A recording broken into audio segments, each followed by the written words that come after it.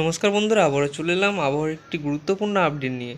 আজ সোমবার, আজ পশ্চিমবঙ্গের প্রত্যেকটা জেলায় আবহাওয়ার খবর আমরা দেখব এবং পাশাপাশি বঙ্গোপসাগরে আবারও কবে নতুন নিম্নচাপ তৈরি হবে, তার সঙ্গে আরব সাগরেও কি কোনো নতুন নিম্নচাপ রয়েছে। এই মুহূর্তে নিম্নচাপটি যেটি দেখতে পাচ্ছেন আপনারা, এই যে সেটি গুজরাটের কাছে কিন্তু অবস্থান করছে। এই নিম্নচাপটি কিন্তু পশ্চিমবঙ্গে তৈরি হয়েছিল এবং পশ্চিমবঙ্গে তৈরি হওয়ার পর সেটি মধ্য ভারতের কাছ দিয়ে মানে কর্ণাটক মহারাষ্ট্রের মধ্যে দিয়ে গেছে এবং এটি কিন্তু গুজরাটের কাছে অবস্থান করছে এবং আরব সাগরে কিন্তু এটি পৌঁছে গেছে।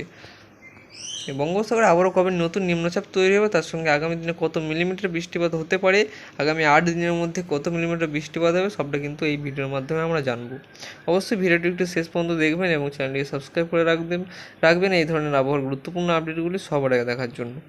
তো আজ কেমন বৃষ্টিপাত হবে সেদিকে আমরা চলে যাচ্ছি।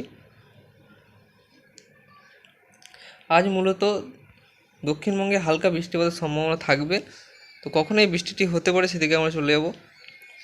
হালকা কিছু জেলায় হয়তো একটু মাঝারি বৃষ্টিপাত।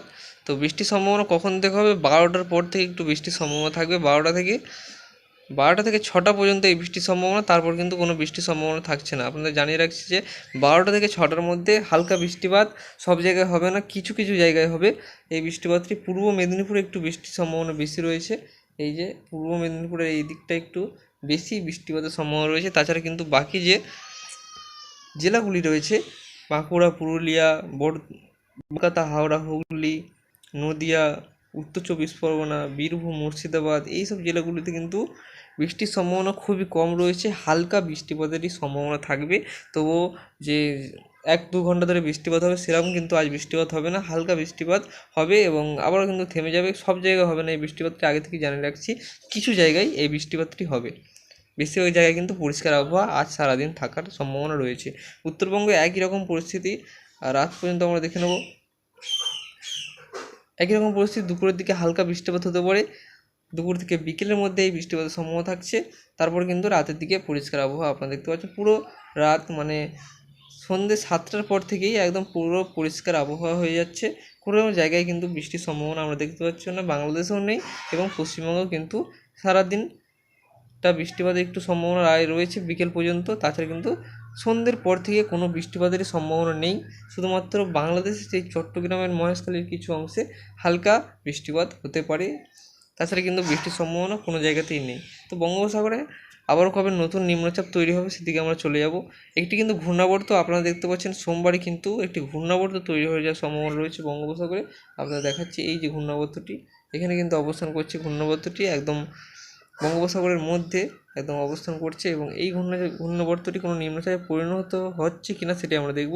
তো মঙ্গলবার এটি কিন্তু শক্তি বাড়াচ্ছে এবং নিম্নচাপে পরিণত হওয়ার সম্ভাবনা রয়েছে। এই যে আপনারা দেখতে পাচ্ছেন আস্তে আস্তে কিন্তু আরও গতিবেগ এবং এরিয়া কিন্তু এর বেড়ে গেল এবং এর ফলে কিন্তু বৃষ্টিপাত, যেমন অন্ধ্রপ্রদেশে বৃষ্টিপাত এর ফলে কিন্তু শুরু হয়ে যাওয়ার সম্ভাবনা রয়েছে।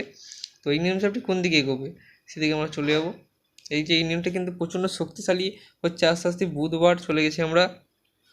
এই নিম্নচাপটি কিন্তু শক্তি বাড়াচ্ছে, আপনারা দেখতে পাচ্ছেন ভালো রকম কিন্তু এই নিম্নচাপটি শক্তি বাড়াচ্ছে এবং শক্তি বাড়িয়ে কোন দিকে এগিয়ে যাবে সেটি কিন্তু একটা জানার কথা।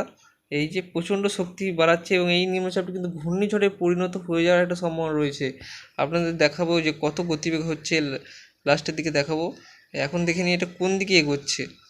তো পশ্চিমবঙ্গে কিন্তু ভারী বৃষ্টিপাত আসতে চলেছে, পশ্চিমবঙ্গে ভারী থেকে অতি ভারী বৃষ্টিপাত আগামী দিনে আসতে চলেছে। এই যে আপনারা দেখতে পাচ্ছেন, পশ্চিমবঙ্গের জন্য জানিয়ে রাখছি যে ভারী থেকে অতি ভারী বৃষ্টিপাত পশ্চিমবঙ্গে আসতে চলেছে। এবং এই নিম্নচাপটি কোন দিকে এগোচ্ছে, এই নিম্নচাপটি ঘূর্ণিঝড়ে তৈরি হয়ে যাওয়া কিন্তু সম্ভব। এটি কিন্তু উড়িষ্যার কাছ দিয়ে কিন্তু এগিয়ে যাওয়ার সম্ভাবনা রয়েছে। এই যে উড়িষ্যার কাছে রয়েছে শুক্রবার উড়িষ্যার কাছে রয়েছে এবং আসলে শনিবার। তো শনিবার কিন্তু এর স্থলভাগে পৌঁছে যাচ্ছে। এর গতিবেগ কত হতে পারে, হাওয়ার গতিবেগ আপনাদের একটু দেখিয়ে দেবো যে সর্বোচ্চ এর গতিবেগ, বায়ুর ঝাপটা কত হবে, এর ঘূর্ণিঝড়ে পরিণত হওয়ার কোনো সম্ভাবনা আছে কি নেই সেদিকে আমরা চলে যাব। তো এখানে একটু ব্যাক হয়ে গেছে।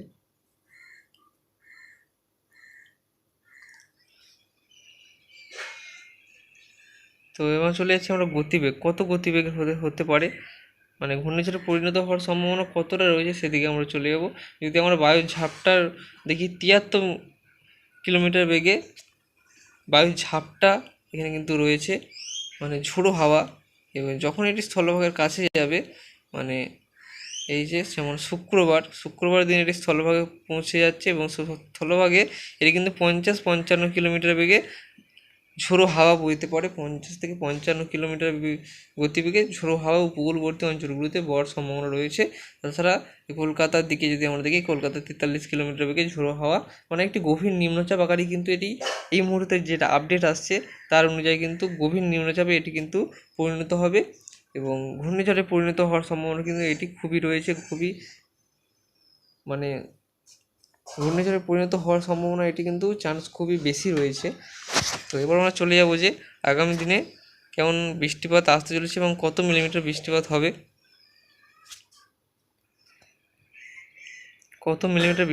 সেদিকে আমরা চলে যাচ্ছি। এখানে বৃষ্টির পরিমাপ আপনারা দেখতে পাচ্ছেন, বৃষ্টির পরিমাপ এবং আগামী 8 দিনের মধ্যে এই যে আগামী 8 দিনের মধ্যে বৃষ্টির পরিমাপ আপনারা দেখতে পাচ্ছেন যে পশ্চিমবঙ্গে কিন্তু আগামী 8 দিনের মধ্যে বৃষ্টির সম্ভাবনা আসছে। কারণ আগামী 4 দিনে খুব একটা বৃষ্টিপাত না, আগামী 2 দিনে বৃষ্টিপাত খুব একটা না হলেও আগামী 4 দিনে মানে 2 দিন পর থেকে বৃষ্টিপাত কিন্তু বাড়তে পারে এবং 4 দিনে বৃষ্টির পরিমাণ যদি আমরা কলকাতা দেখি 55 মিলিমিটার 4 দিনে বৃষ্টিপাত হওয়ার সম্ভাবনা রয়েছে এবং 8 দিনে কলকাতায় বৃষ্টির পরিমাণ 77 মিলিমিটার পর্যন্ত হতে পারে। তো আপনারা দেখে নিলেন যে এই যে উত্তরবঙ্গে কিন্তু বেশি বৃষ্টিপাত হবে, দক্ষিণবঙ্গের জেলাগুলিতে বৃষ্টির পরিমাণ থাকবে 60 থেকে 70 মিলিমিটারের আশেপাশে এবং উত্তরবঙ্গের যে পাহাড়ি অঞ্চলগুলি রয়েছে, পার্বত্য অঞ্চলের যে আলিপুরদুয়ার, কোচবিহার, দার্জিলিং এই জেলাগুলিতে 200 মিলিমিটার পর্যন্ত আগামী 8 দিনে বৃষ্টিপাত হতে পারে এবং মালদাতে 138 মিলিমিটার, ঢাকা, খুলনা, বরিশাল এই দিকটা কিন্তু 80 থেকে 90 মিলিমিটার পর্যন্ত বৃষ্টিপাত হতে পারে এবং রংপুর, সিলেট, চট্টগ্রামে 150 মিলিমিটার পর্যন্ত বৃষ্টিপাত হওয়ার সম্ভাবনা রয়েছে এবং দক্ষিণবঙ্গের দিকে যদি জেলাগুলি আমরা দেখি, পূর্ব পশ্চিম বর্ধমানে একই রকম 60 থেকে 70 মিলিমিটার আশেপাশে কিন্তু বৃষ্টিপাত হবে প্রত্যেকটা জেলায় দক্ষিণবঙ্গে। তো বন্ধুরা, এই ছিল আজকের আবহাওয়ার গুরুত্বপূর্ণ আপডেট। ভিডিও ভালো লাগলে অবশ্যই চ্যানেলটিকে সাবস্ক্রাইব করে রাখবেন এই ধরনের আবহাওয়ার গুরুত্বপূর্ণ আপডেটগুলি সবার আগে দেখার জন্য।